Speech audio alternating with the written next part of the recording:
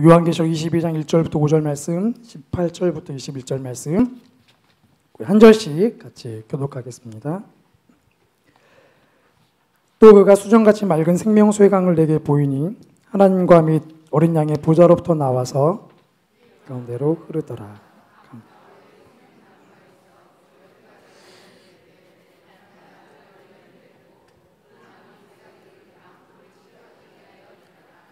다시 저주가 없으며 하나님과 그 어린 양의 보좌가 그 가운데 있으리니 그의 종들이 그를 섬기며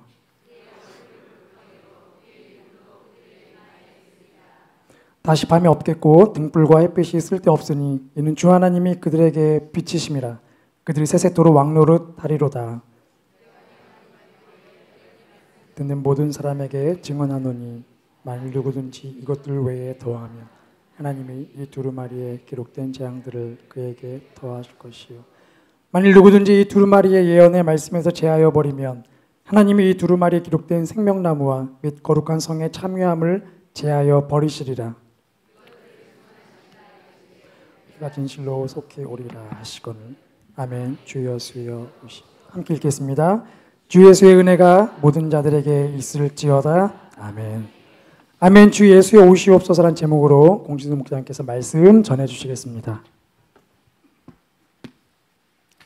할렐루야.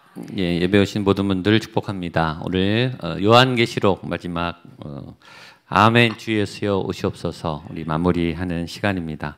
사모하는 마음으로 오신 또 믿음으로 말씀을 기대하는 모든 분들에게 이 말씀이 나의 말씀으로 하나님이 주시는 말씀으로 임하시기를 축복합니다.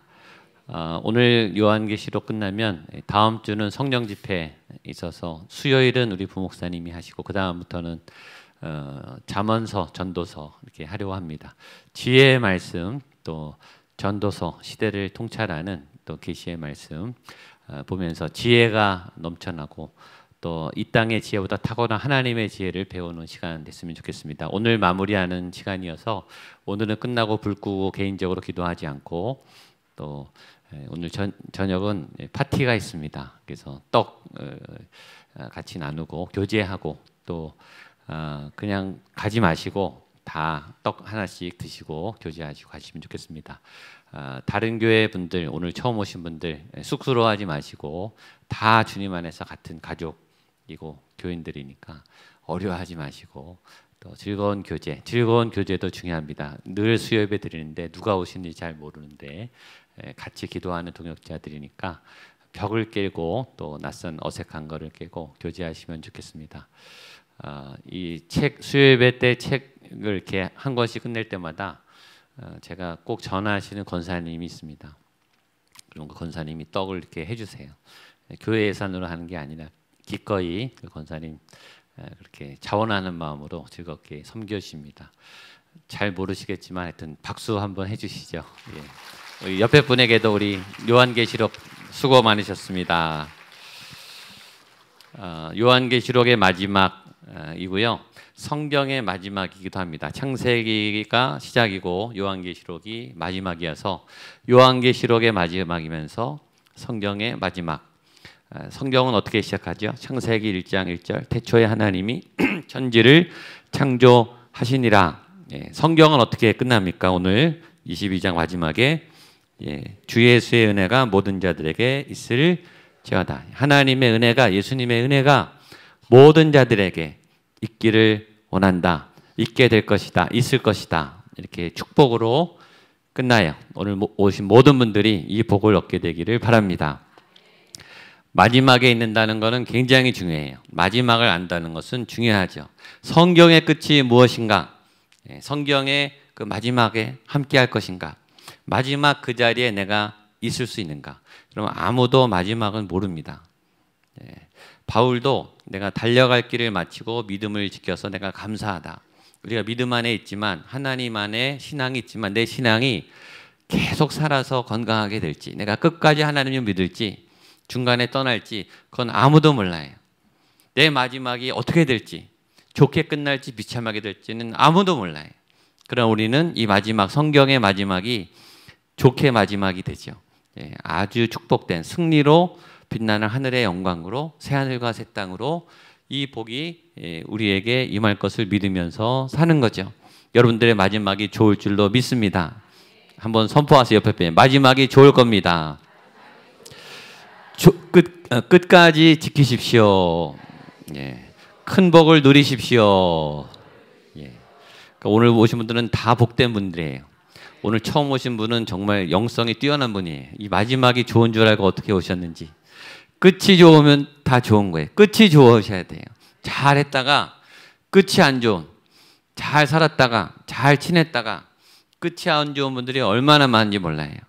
끝이 좋은 게 영성이에요. 끝이 좋은 거는 아무나 그렇게 되는 게 아니에요. 나 혼자 되고 싶어서 되는 것도 아니에요. 함께 해야, 서로가 해야, 같이 해야 끝이 좋아요. 예수님은 끝이 좋았어요. 마지막에 십자가라고 하는 대유업, 인류의 구원을 얻는 도구로 이 땅을 죽으셨고 부활하셨고 승천하셨어요. 예수님의 끝은 항상 좋아요. 그리고 다시 오셔서 승리하시죠. 심판하시죠. 모든 눈물을 닦아주시고 우리를 위로하시고 저와 여러분들을 구원하시죠. 예수님의 끝은 항상 좋으세요. 그분은 끝을 손에 쥐시고 끝을 주관하시는 분이에요. 예수님을 믿는 여러분도 항상 끝이 좋으셔야 돼요. 어떤 한 해의 끝, 어떤 모임의 끝, 만남의 끝, 그 관계야 그 사이에 어땠든 마음이 불편하든 앙금이 남든 마무리는 축복으로, 마무리는 좋은 것으로, 그래야 예수님을 닮아가는 거죠. 오늘 성경의 끝이 좋은 것처럼 여러분들의 삶도, 여러분 어떤 기간 안에 어떤 마무리도 좋게 되기를 축복합니다. 요한계시록은 예수님에 관한 책이고 또 심판에 관한 책이고 종말에 관한 책이지만 어두운 책이 아니고 무서운 책이 아니고 기쁜 책, 승리의 책.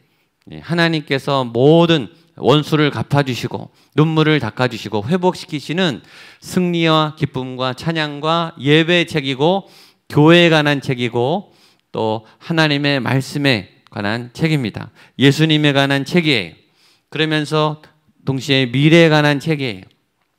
미래에 대해서 알아야 되는 이유는 미래를 알아야 현재를 준비하기 때문이죠. 미래를 알면 오늘의 사는 태도가 달라져요. 미래를 연구하는 학문을 미래학이라고 하죠. 과거를 보고 현재를 살피면서 미래가 이렇게 될 것이다. 10년 후가 이렇게 될 것이다. 그래서 이렇게 준비해야 된다. 라고 우리에게 알려주는 학문이 미래학이에요. 근데 미래학의 단점이 있어요. 미래학은 증명할 수 없다는 거예요. 예측은 해요. 여러 변수와 또 여러 통계를 해서 예측은 하지만 어떻게 될지 그 미래는 아무도 예측할 수 없죠. 검증할 수 없어요. 그러나 굉장히 중요하죠. 모두 미래에 대해서 관심이 많습니다. 미래가 있어야 현재가 의미가 있어요. 지금 잘 살고 지금 괜찮아도 내일 소망이 없다. 내일 죽는다. 내일 무슨 사고가 날 거다. 오늘이 아무리 기뻐도 행복하지 않아요. 내일이 보장되지 않았는데, 내일이 없는데, 내일이 있어야, 소망이 있어야, 미래가 있어야 오늘 행복한 거예요.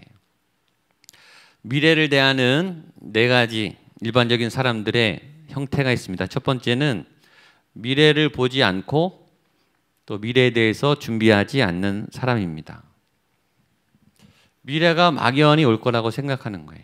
미래는 온다는 건 알아요. 그러나 미래를 예측하지도 않고 준비하지도 않아요. 내가 나이가 더 들을 것 같지 않은 거예요. 계속 이 나이대로 살 것 같은 거예요.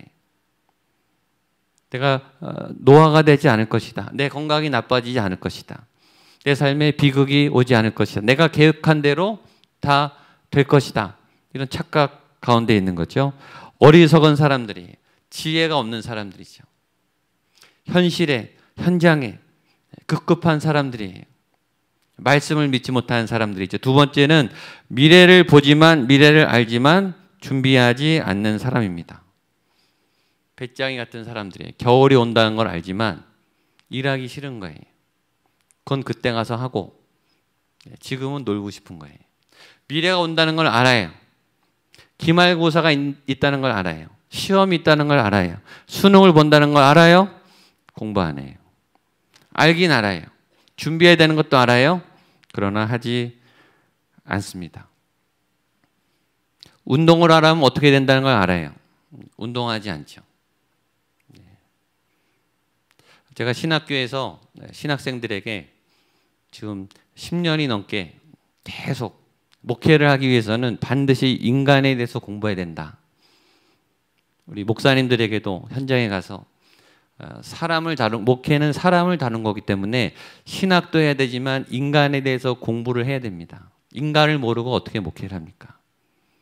인간을 알아야 교회를 알죠. 교회가 사람이기 때문에, 사람들이 모인 공동체이기 때문에 교회에 대해서 알고 인간에 대해서 알고, 인간을 알기 위해서는 신을 알아야 돼요. 왜냐하면 인간을 만든 분이 신이니까. 신의 모습을 우리가 닮아서 태어났기 때문에, 그러니까 신학교에서 졸업해서 현장에 나가기 전에 반드시 교회론에 대해서 정리하고, 인간론에 대해서 정리하고, 신론에 대해서 정리하고 가셔라. 그렇게 목이 터져라 외쳐도 깨닫기는 해요. 아, 필요하겠구나. 준비는 안 해요. 우리 목사님들, 우리 부교역자들, 교역자들, 신학생들, 강해 설교를 해야 된다. 자기가 하고 싶은 설교를 하지 말고 성경이 뿜어내는 주제 설교를 하지 말고 성경이 말씀하는 것을 드러내는 그 훈련을 해야 된다. 묵상을 해야 된다. 그렇게 말하고 훈련을 시켜도 잘 안 돼요. 이게 아는데 안 되는 거예요. 필요성은 느끼는데 이게 잘 안 돼요. 죽을 것을 다 알죠. 다 죽습니다. 근데 죽음을 준비하지 않아요. 내 미래와 내 앞길에 대해서 예측은 하지만 실제로 그게 먼 미래에 있을 거라고 착각하고 오늘을 준비하지 않는 분도 있습니다. 세 번째는 미래를 보지 않고 현실을 준비하는 분이 있어요. 미래를 보지 않고 미래를 준비하는 분. 준비는 해요. 뭔가 미래를 대비해서 뭔가는 열심히 살아요. 굉장히 부지런하게 살아요. 이 사람이 쉬지 않고 정말 성실하게 열심히 달려가요. 열정이 있어요. 의지가 있어요. 노력도 해요. 능력도 많아요. 그러나 바른 미래를 보지 못해요. 정확한 미래를 보지 않고 헛걸음을 쳐요. 헛수고를 해요. 뭔가를 이룬 것 같이 열심히 달려왔는데 뭔가 방향이 잘못된 거예요. 미래에 대한 방향이 잘못된 거예요. 비전이 잘못된 거예요. 이 목표가 뭔가 다른 거죠. 네 번째는 미래를 제대로 보고 제대로 준비하는 사람이겠죠. 미래를 보기는 정말 어려워요. 물론 신문도 봐야 되고 데이터도 봐야 되고 인터넷도 봐야 되고 세상적인 흐름도 알아야 되죠. 그러나 세상적인 흐름을 알기 위해서 세상을 아는 게 아니라 세상 속에서 하나님이 어떻게 하나님의 손이 움직이는가, 하나님이 역사와 정치와 문화와 경제와 이 땅을 어떻게 움직이는가를 보기 위해서 뉴스를 보는 거예요. 신앙인의 계획은 달라요. 하나님이 이 세계를, 이 땅을, 남북한 관계를, 이 국제사회를 어떻게 움직여 가시는가, 무슨 뜻이 계신가, 그런 관점으로 보는 거죠. 미래는 하나님의 손 안에 있기 때문에 그 속에서 하나님의 계획을 보고 하나님의 뜻을 준비하는 사람, 그 사람이 지혜로운 사람이에요. 그건 아무에게나 열리는 게 아니에요. 기도를 하고 말씀을 보고 묵상을 하고 하나님과 가까이 있고 현실을 알고 세계를 알고 세상을 알아야 이게 영적인 통찰과 세상적인 지식이 통합이 돼서 그 현실을 뚫어내고 시대를 압도하는 하나님의 지혜가 생길 수 있죠. 그럼 우리는 어떤 미래를 보아야 되는가? 어떻게 마지막을 바라보며 살아야 되는가? 그게 오늘의 모습이에요. 우리가 바라야 될 마지막 땅은 새하늘과 새 땅, 하나님이 계시는 보좌와 하나님이 계시는 거룩한 하나님의 나라, 천국, 궁극적으로 우리가 가야 할 이 자리를 꿈꾸면서 오늘 현실을 살아가야 한다라고 마지막에 이 성경이 우리에게 희망을 주는 거예요. 여러분, 희망을 품게 되기를 축복합니다. 희망의 사람이 되십시오. 소망의 사람이 되십시오. 옆에 분에게 소망의 사람이 되십시오. 예. 희망의 사람이 되십시오. 예. 한 번 더 밝은 미래를 꿈꾸십시오. 그 소망을 믿어야 돼요.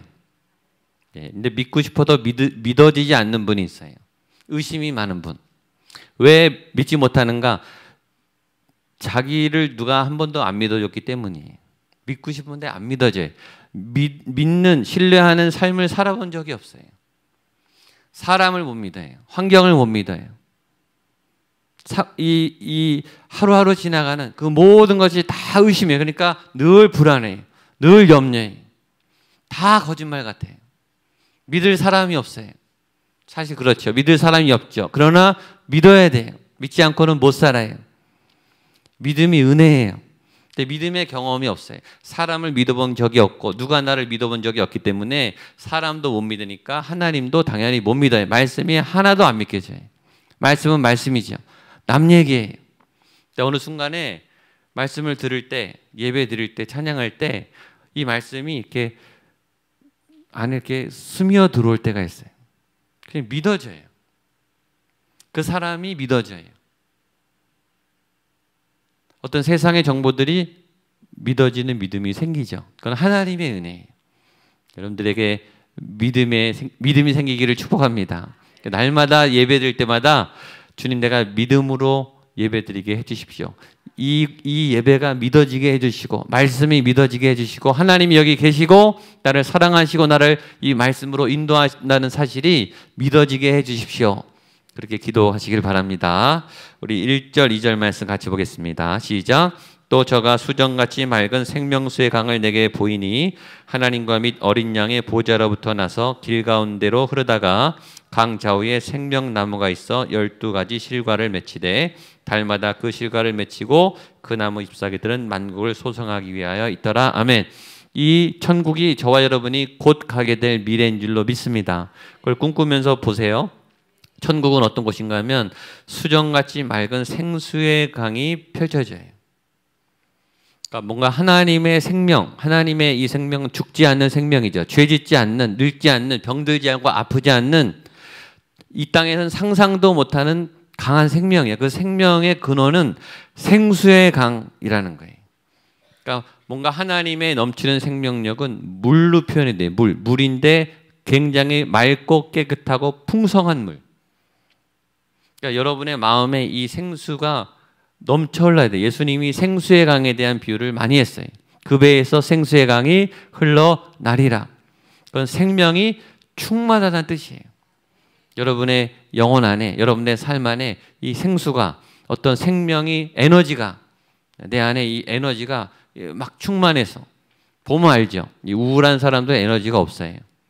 이 두려움이 많은 분들은 불안한 분들은 얼굴이 어두워요. 근데 생명이 충만한 사람, 통통 튀는 사람, 에너지가 넘치는 사람은 얼굴이 밝고 눈빛이 빛나고 에너지가 넘치고 목소리에 힘이 있고 그 안에 그 사람 안에 심령 안에 있는 생수의 강이 막 넘치는 거예요. 이 생수의 강이 메마르면 사막이 되고 광야가 돼요. 팍팍해요. 여유가 없어요. 삶이 기쁘지가 않아요. 좋은 게 많아도 좋아 보이지 않죠. 에덴 동산에 4강이 흘렀습니다. 그러니까 에덴 동산에 강의 근원이 있었어요. 그러니까 하나님이 계신 동산에는 물이 많다는 거예요. 에스겔, 하나님의 에스겔의 성전의 환상을 보는데 성전에서 물이 콸콸콸 쏟아지는 거예요. 그게 이 폭포수처럼 막 흘러넘쳐서 강이 돼요. 이게 급류가 돼가지고서 이 사막을 쫙 밀어붙이니까 닿는 곳마다 생명이 막 피어나요. 이게 하나님의 생명강의 능력이에요. 생명의 파워. 예배를 때 이 생명 물줄기가 이게 확 쏟아져야 돼요. 여러분의 영혼에 확 담겨야 돼요. 생명강이 흐르면 저와 여러분은 그걸 담아야죠. 그릇이 깨지지 않고 딴 게 차 있지 않고 오염되지 않고 그 생수의 강. 천국은 이 생수의 근원이 넘쳐나는 거예요. 세례 받을 때 왜 물을 붓죠? 그 하나님의 생명수로 이 영혼을 덮는 거예요. 하나님의 생수가 이 죄인의 더러운 것을 씻어내는 거예요. 굉장히 강력한 물이, 굉장히 깨끗한 물이. 소독제가 필요 없어요. 이 물이 씻겨 나가면 그 영혼이 막 살아나는 생명수가, 교회 안에 생명수가 차고 넘쳐야 돼요. 여러분의 집에, 제가 신방 가면 꼭 그 집에 기도해요. 하나님, 이 집에 생명강이 터지게 해주십시오. 생수가 차고 넘치게 해주십시오. 이 집안 구석구석에 더러운 것, 악한 것 다 떠나가고 이 집에 전에 살았던 모든 흔적과 자취가 떠나가고 이곳에 하나님의 생수가 흐르기를 원합니다. 그럼 집에 가서 기도하세요. 하나님, 이 집에 생수가 흐르기 원합니다. 이곳에 예수의 생명이 충만하게 해주십시오. 매일 선포하세요. 달라요. 그 집에 생수의 강이 흐릅니다. 그 생명강이 흐르면서 굉장히 반가운 나무가 하나 나타납니다. 이전에 무슨 나무죠? 생명나무. 굉장히 반가운 나무. 왜냐하면 아담과 하와가 죄를 짓자마자 폐쇄됐어요. 죄를 진 죄인은 절대 생명나무를 접근할 수가 없어요. 근데 이제 다 회복되니까 생명나무가 다시 보이기 시작해요. 영원한 생명을 주는, 영생을 주는 생명나무. 생명수로부터 빨아들여서 나무가 자라서 열매가 생기는 생명나무. 이 생명나무의 잎사귀는 약재료로 쓰여요. 그 나무 잎사귀들은 만국을 소성하기 위하여 있더라. 약재, 치료제. 그래서 사람들의 모든 상한 몸과 마음을 치료하는, 회복하는 능력이 있는 약재가 됩니다. 우리 3절로 5절 한 번 더 읽겠습니다. 시작. 다시 저주가 없으며 하나님과 그 어린 양 보좌가 그 가운데 있으리니 그를 섬기며 그의 얼굴을 볼 터이여 그의 이름도 저희 이마에 있으리라. 다시 밤이 없겠고 등불과 햇빛이 쓸데없으니 비추심이라 저희가 세세토록 왕노릇하리로다. 아멘. 제가 요한계시록 한 지금 4번째 강의하는데 이번에 발견한 건 3절, 5절. 천국에도 없는 게 있더라고요. 없는 게. 그렇죠? 두 가지. 저주가 없고 다시 밤이 없고.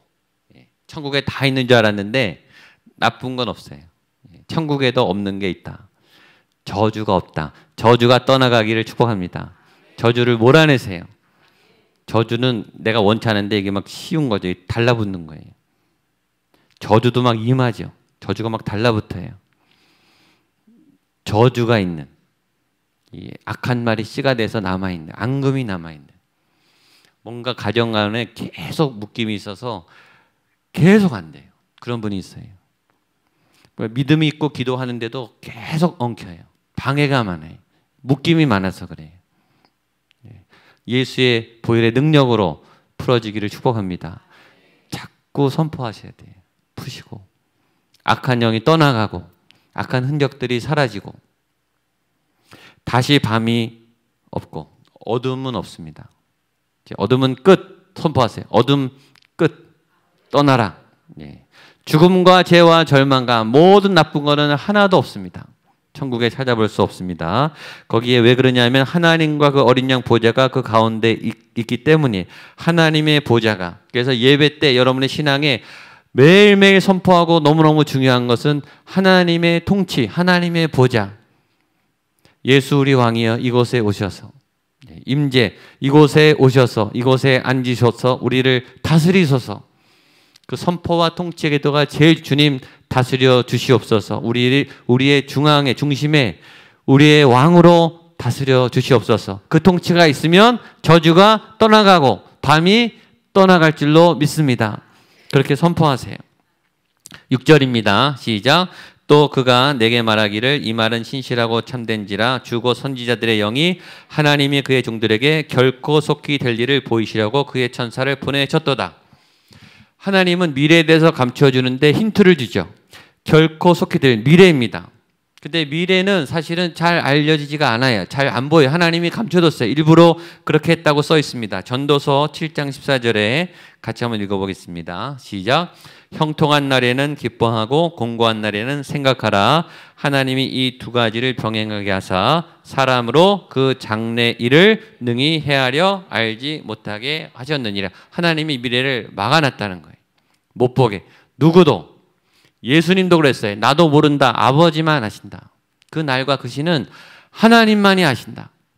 미래는 예측은 가능하나 아무도 정확히 알지 못해. 하나님이 다 감춰주셨어요. 하나님이 왜 감춰주셨을까요? 하나님은 선하세요. 하나님이 하셨다면 그것은 옳은 거예요. 모르는 게 복이에요. 알면 힘들어요. 미래를 알면 좋은 것 같지만 여러분들의 미래가 5년 후, 10년 후가 다 예측이 되고 안다면 좋을 것 같으세요? 그 미래가 결정돼서 다가온다면 그 운명을 받아들여야 될 거 아니에요. 좋은 일만 있겠어요? 얼마나 애가 타고 얼마나 속이 타겠어요. 하나님이 미래를 감추어 두셨다면 그것은 선한 어떤 계획이 있을 거라고 믿으세요. 그러나 하나님이 미래에 대해서 완전히 감춰놓은 게 아니라 여기 보면 속히 될 일을 보이시려고 이렇게 돼 있죠. 하나님이 미래를 감춰놓고 보여주신다는 거예요. 미래를 찾아가는 단서를 숨겨뒀다는 얘기예요. 나침반과 어떤 이 방향, 지도, 하나님의 미래를 따라갈 수 있는 나침반과 지도. 그게 뭘까요? 그게 말씀이겠죠. 그죠? 그게 성령님의 동행하시는 지혜이겠죠. 다 감춰놨지만 하나님이 미래를 찾아서 다닐 수 있는 지도와 나침반, 말씀. 여러분의 말씀 안에 미래를 여는 하나님의 답이 있음을 믿으십시오. 그 말씀을 깊이 묵상하면, 그래서 큐티가 중요한 거예요. 큐티를 하면 오늘 하나님이 동행할 일들이 느껴져요. 또 하나님과 함께 큐티해서 마음이 든든하잖아요. 그러면요, 무슨 일을 만나도 괜찮아요. 이겨낼 수 있어요.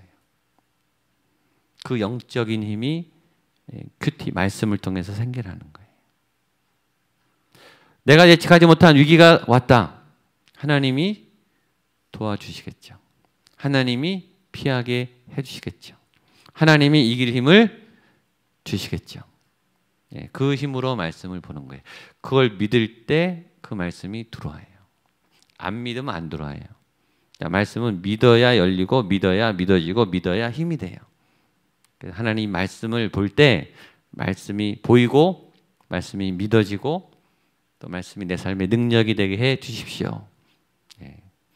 자, 18절로 마지막 20절 보겠습니다. 시작.